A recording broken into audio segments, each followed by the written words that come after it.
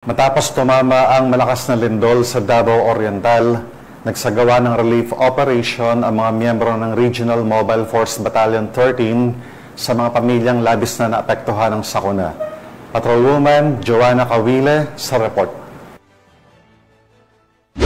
Nagbigay ng seguridad at tulong ang mga tauhan ng Regional Mobile Force Battalion 13 sa isinagawang pamamahagi ng mga relief goods para sa mga biktima ng lindol sa Barangay Mercedes, Caraga, Davao Oriental. Pinangunahan ang aktibidad ni Police Brigadier General Marshal Mariano P. Maestrado IV, Regional Director ng Police Regional Office 13, katuwang si Police Lieutenant Colonel Michael B. Losada, Officer in Charge ng Regional Mobile Force Battalion 13. Layunin ng operasyon na matiyak ang maayos at ligtas na pamamahagi ng tulong sa mga residenteng lubos na naapektuhan ng kalamidad. Sa tulong ng RMFB 13, naging organisado at mapayapa ang distribusyon na nagbigay daan upang mabilis na maihatid ang ayuda sa mga nangangailangan. Bukod sa pagbibigay seguridad, aktibong nakibahagi rin ang mga tauhan ng RMFB 13 sa aktwal na pamimigay ng mga relief goods.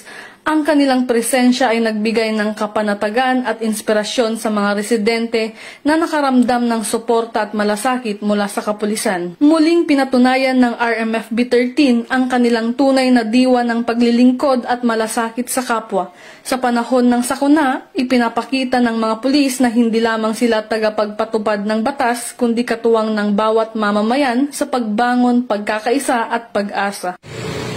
Mula dito sa Police Regional Office 13, ako ang inyong PNN Correspondent, Patrolwoman Joanna Cawile, alagad ng batas, tagataguyod ng Balitang Pulis.